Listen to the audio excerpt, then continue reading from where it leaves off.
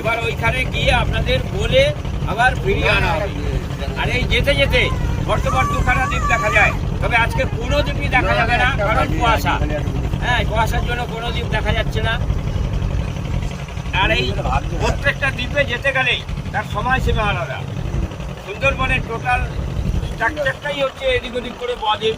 আপনি যে কোনো দ্বীপে যাবেন তার সময়সীমা আলাদা। আপনি এখান থেকে এই জেটি থেকে উঠলেন, জম্বুদ্বীপ নামতে দেয় না, জম্বুদ্বীপ থেকে মৌসুমদ্বীপ নেমে ঘুরে আবার এখানে আসবেন, 5 ঘন্টার সময় যাবে। আপনি এখান থেকে সাগরদ্বীপ যাবেন, বর্তমানে মেলা শুরু হয়ে গেছে, আগামী দিন অনুষ্ঠান।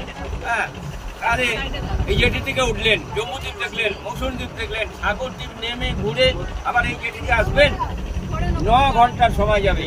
এই কারণে সুন্দরবনের টোটাল স্ট্রাকচারটাই হচ্ছে এদিক ওদিক করে বদ্বীপ। আপনি যে কোনো দ্বীপে যাবেন তার সময়সীমা আলাদা, একমাত্র জম্বুদ্বীপ ছাড়া। আর আপনারা যে কোনো দ্বীপে যাবেন নামতে পারবেন।